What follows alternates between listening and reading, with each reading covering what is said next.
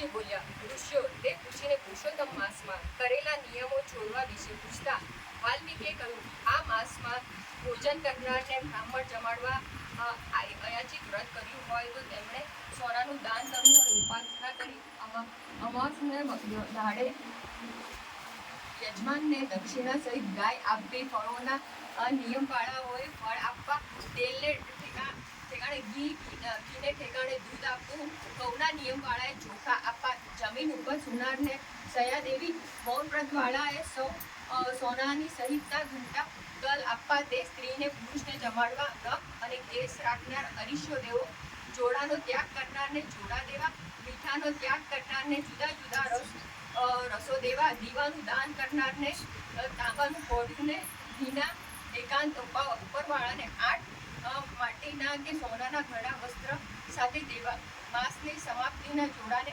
30 લાડવા અને બળદ બ્રાહ્મણને આપવા, અતિથિને સેવનાર 4 ભૂજાવાળા થઈને ઉત્તમ ગતિને રાતે જમનાર રાજા થાય છે અને મન એ ધાજુ મેળવે છે અને તેમાં બ્રાહ્મણ આદિ પાપોનો નાશ થાય છે અને અશ્વમેઘના ફળ પામે છે. આ માસમાં અડબનો ત્યાગ કરવો, જો બ્રાહ્મણના ફેરવે તો કલની સંખ્યા જેટલા વર્ષ સૌને નરકમાં જાય છે. અજવાળી અને અંધારા પક્ષની એકાદશીનો ઉપવાસ કરનાર વૈકુંઠમાં જાય.